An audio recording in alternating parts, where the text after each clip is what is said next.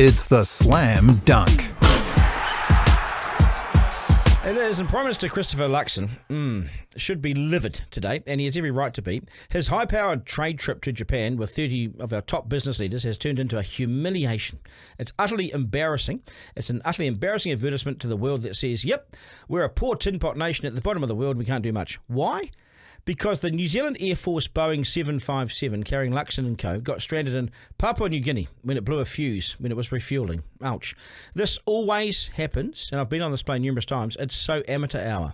Anyway, Luxon ditched his entourage and hightailed it on a commercial flight to Tokyo from Port Moresby, leaving the country's business leaders in Port Moresby for the night with the New Zealand media. What could go wrong? Port Moresby, one of the most unsafest places on earth, with regular carjackings, riots, civil unrest. Most Western countries say avoid it if you can. For us, we couldn't avoid it. They were there, weren't they? Because they were forced there. Now they're heading back to Brisbane to team up with a diverted Air New Zealand flight, which was then heading to Tokyo. Finally, they're going to get there. Firstly, this has to stop. The point of the trip was to say to Japan that we're open for business and our economy is ready to go. Yep, we're finally there and let's go. That's what we said to the Japanese. It was meant to be a whirlwind trip, 3 days on the ground to hobnob with Japan's captains of industry.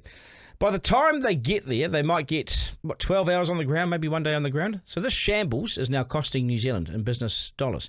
Not just in perception that we can't organise a piss-up in a Tokyo brewery, but business leaders will now have limited opportunities to make deals and form new relationships with the Japanese. To come out of this recession, we need to go all guns blazing and put our best foot forward, and that we can compete with the rest of the world. But the last thing we need is to limp into someone else's town 2 days late and a bit dishevelled after a night in a well-known hellhole.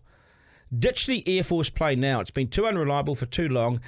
Fly commercial with Air New Zealand. I'm sure that Luxon could wrangle us a decent deal with them and use a discount maybe. But this is shameful and humiliating, not just for Luxon, but for all of us as New Zealanders, I would have thought. Garner.